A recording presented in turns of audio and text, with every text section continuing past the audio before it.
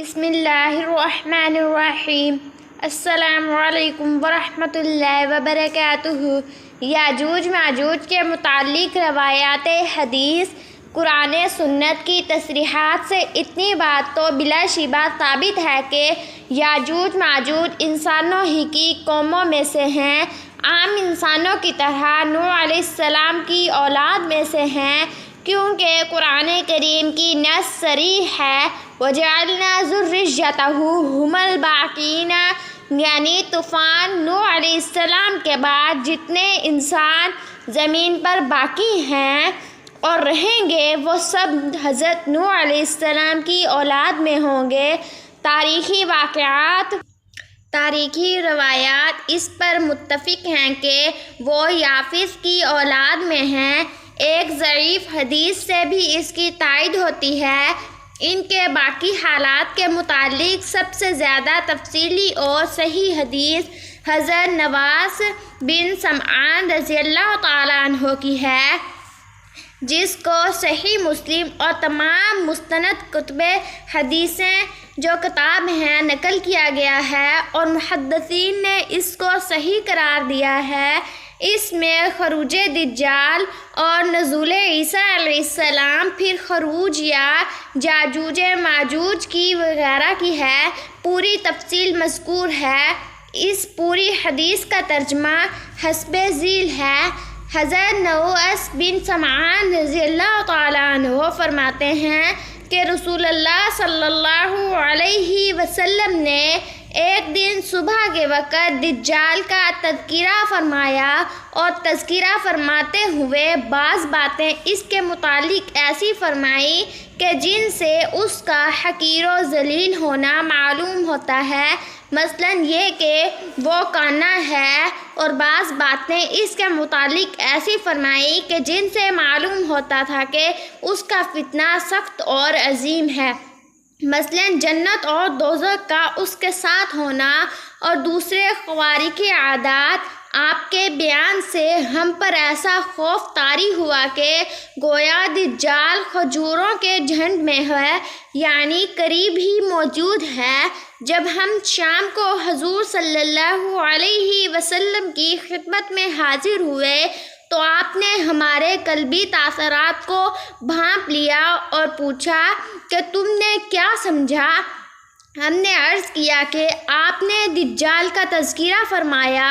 اور بعض باتیں اس کے متعلق ایسی فرمائی جن سے اس کا معاملہ حقیر اور آسان معلوم ہوتا ہے، اور بعض باتیں ایسی فرمائی جن سے معلوم ہوتا ہے کہ اس کی بڑی قوت ہوگی، اس کا فتنہ بڑا عظیم ہوگا۔ ہمیں تو ایسا محسوس ہونے لگا ہے کہ ہمارے قریب ہی وہ کھجوروں کے جھنڈ میں موجود ہے۔ حضور صلی اللہ علیہ وسلم فرمانے لگے، تمہارے بارے میں جن فتنوں کا مجھے خوف ہے ان میں دجال کے بنسبت دوسرے فتنے زیادہ قابل خوف ہیں، یعنی دجال کا فتنہ اتنا عظیم نہیں ہے جتنا تم نے سمجھ لیا ہے۔ اگر میری موجودگی میں وہ نکلا تو میں اس کا مقابلہ خود کروں گا،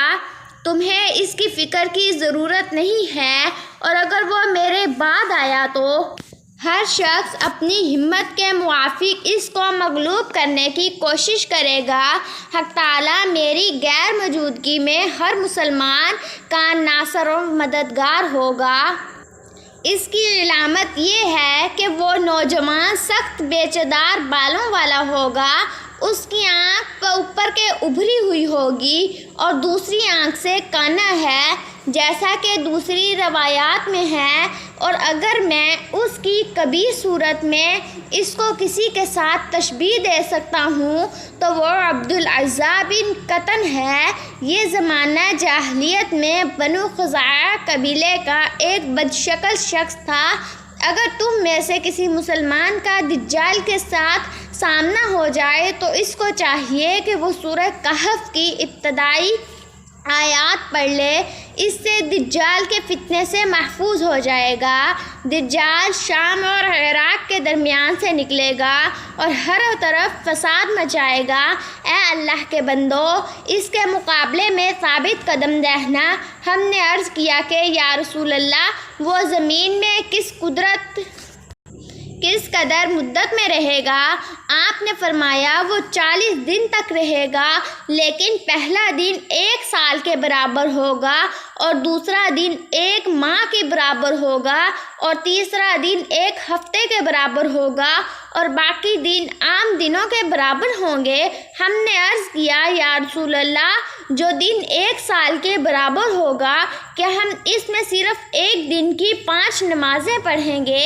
آپ نے فرمایا نہیں، بلکہ وقت کا اندازہ کر کے پورے سال کی نمازیں ادا کرنا ہوں گی۔ پھر ہم نے عرض کیا کہ یا رسول اللہ، وہ زمین میں کس قدر سرعت کے ساتھ سفر کرے گا؟ آپ نے فرمایا اس اوپر کے مانند تیز چلے گا جس کے پیچھے موافق ہوا لگی ہوئی ہوگی۔ پس دجال کسی قوم کے پاس سے گزرے گا، ان کو اپنے باطل عقائد کی دعوت دے گا، وہ اس پر ایمان لائیں تو وہ یا بادلوں کو حکم دے دے گا، وہ برسنے لگیں گے، اور زمین کو حکم دے گا تو وہ سرسبز و شاداب ہو جائیں گی اور ان کے مویشی اس میں چریں گے، اور شام کو جب واپس آئیں گے تو ان کو کوہان پہلے ہی بنسبت بہت اونچے ہوں گے اور تھن دودھ سے بھرے ہوئے ہوں گے اور ان کو کوکھیں پر ہوں گی۔ پھر دجال کسی دوسری قوم کے پاس سے گزرے گا، ان کو بھی اپنے کفر و اضلال کی دعوت دے گا،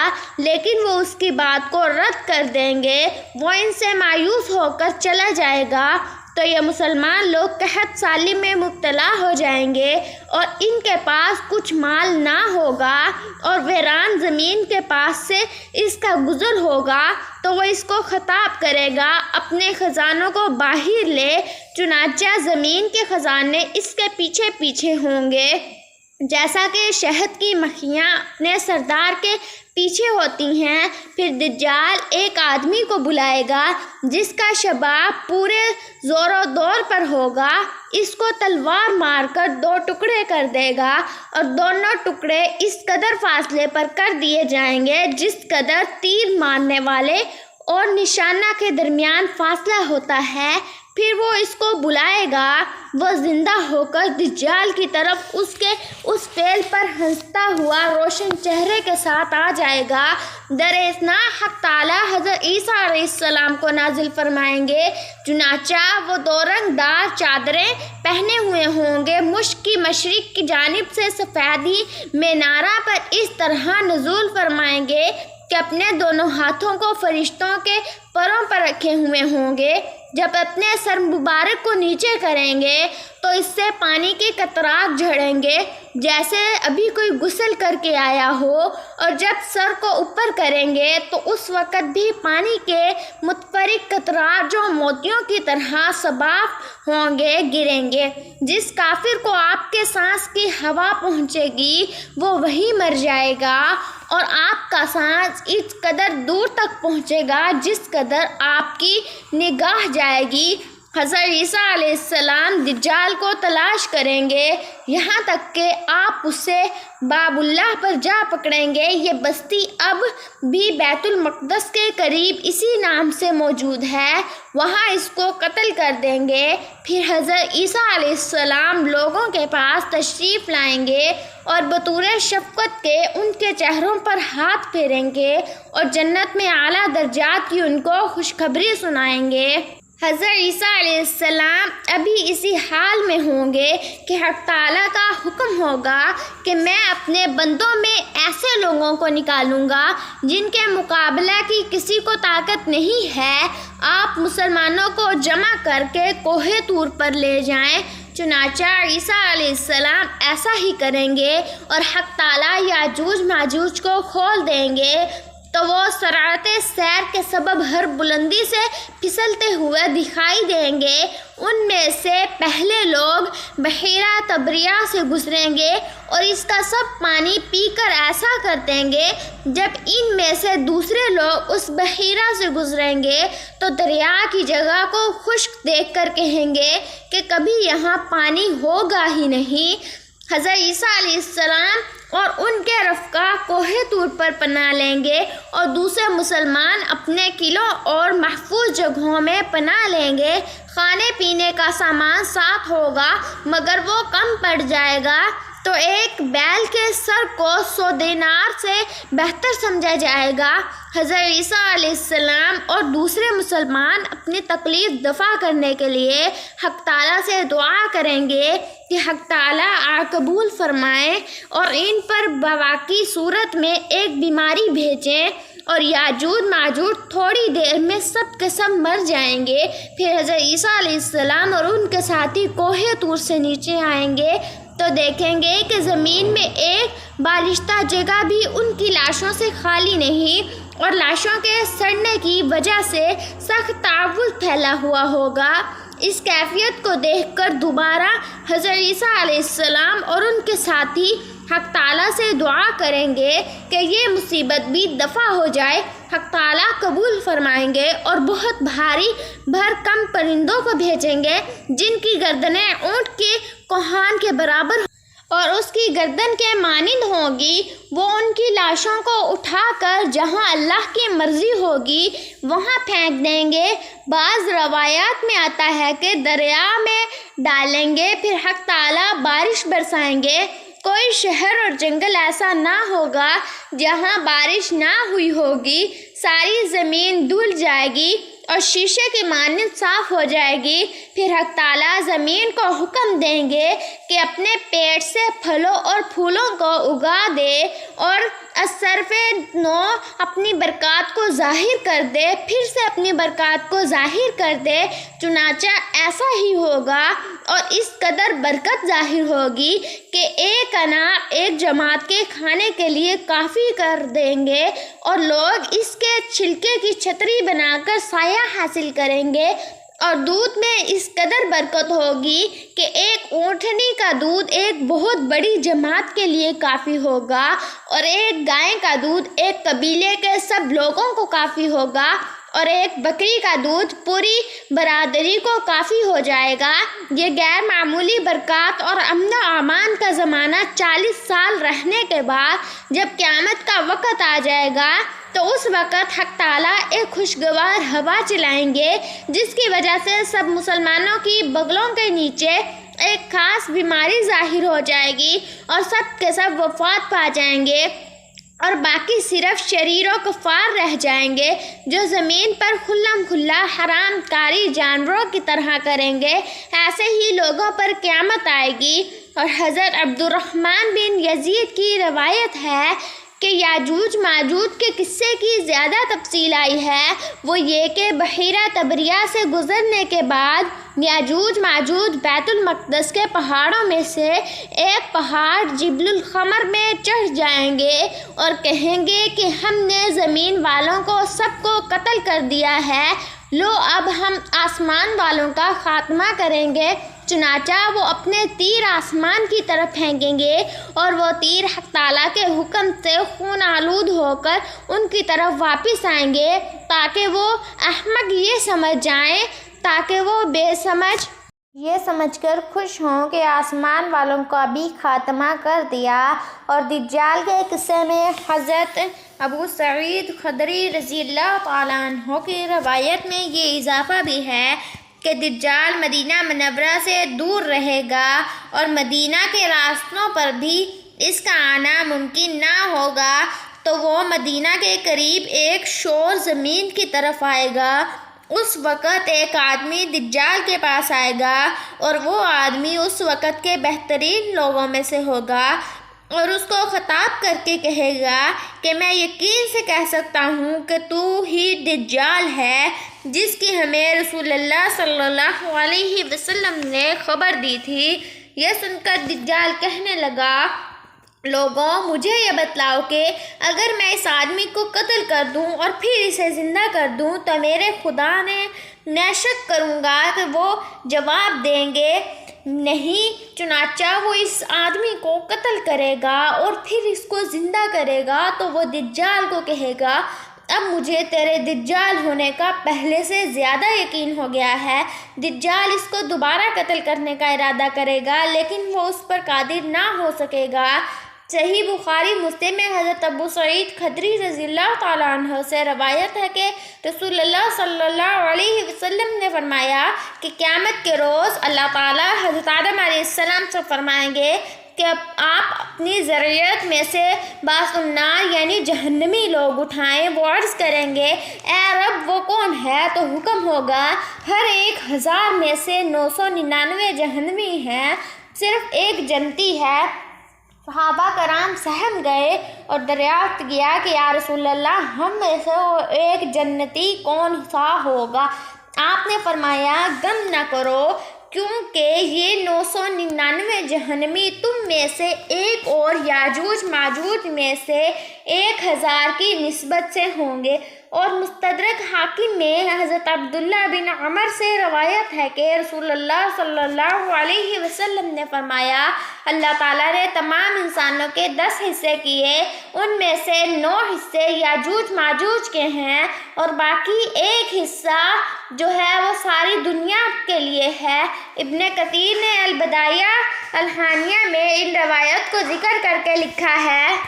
اس سے معلوم ہوا کہ یاجوج ماجوج کی تعداد ساری انسانی آبادی سے بہت زیادہ ہوگی۔ مسند احمد اور ابو داؤد میں بسناد صحیح حضرت ابو ہریرہ کی روایت ہے کہ رسول اللہ صلی اللہ علیہ وسلم نے ارشاد فرمایا عیسیٰ علیہ السلام نزول کے بعد 40 سال زمین پر رہیں گے۔ مسلم کی ایک روایت میں جو 7 سال کا عرصہ بتلایا ہے، حافظ نے فتح الباری میں اس کو معول یا مرجوع قرار دے کر 40 سال ہی کا عرصہ صحیح قرار دیا ہے، اور حسب تصریح حدیث یہ پورا عرصہ امن و امان اور برکات کے ظہور کا ہوگا۔ بعض عدالتوں آپس میں قطعاً نہ رہے گا،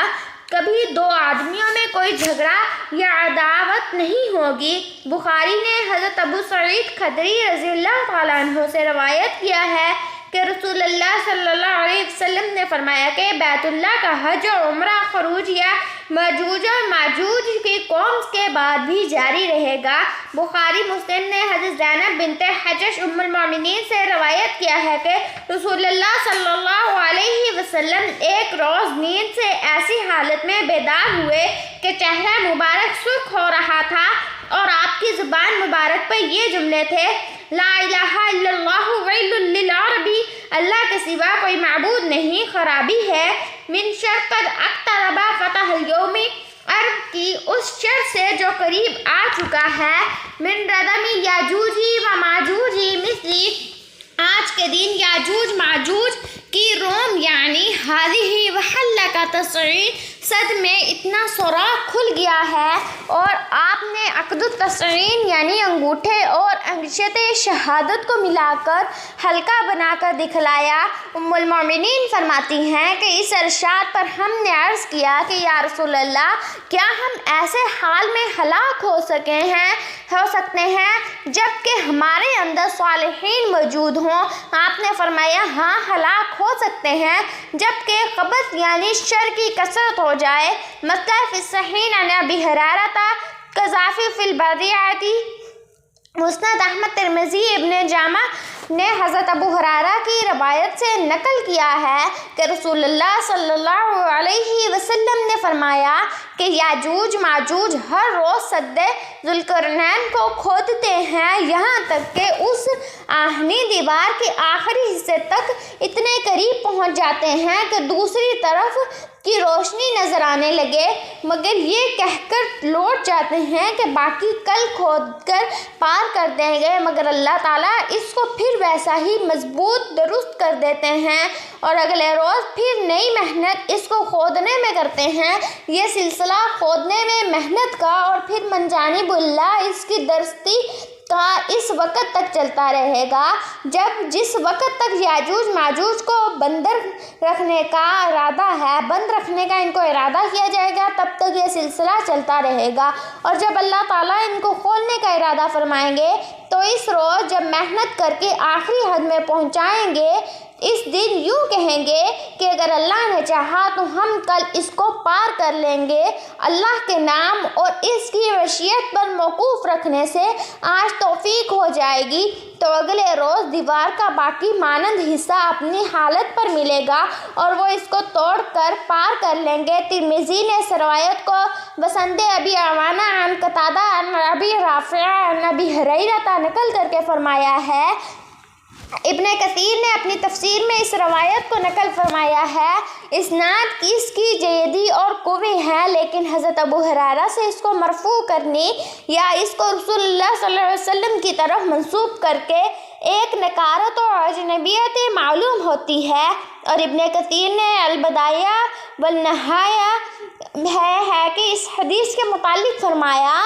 اگر یہ بات صحیح مان لی جائے کہ یہ حدیث مرفوع نہیں ہے بلکہ کعب احبار کی روایت ہے، تب تو بات صاف ہو گئی کہ یہ کوئی قابل اعتماد چیز نہیں ہے، اور اگر اس روایت کو ہم وہم راوی سے محفوظ قرار دیں کہ آن حضرت صلی اللہ علیہ وسلم ہی کا ارشاد ہے تو پھر قرار دیا جائے تو پھر مطلب یہ ہوگا کہ یاجوج ماجوج کا یہ عمل صد کو کھولنے کا اس وقت شروع ہوگا جبکہ ان کے خروج کا وقت قریب آ جائے گا، اور قرآنی ارشاد کے اس دیوار میں نقب نہیں لگائی جا سکتی ہے۔ یہ اس وقت کا حال ہے جبکہ ذوالقرنین نے اس کو تعمیر کیا تھا، اس لیے کوئی تعارض نہ رہا۔ نیز یہ بھی کہا جا سکتا ہے کہ نقب سے مراد دیوار کا وہ رکنا اور سوراخ ہے جو آر پار ہو جائے، اور اس روایت میں اس کی تصریح موجود ہے کہ یہ سوراخ آر پار نہیں ہوتا۔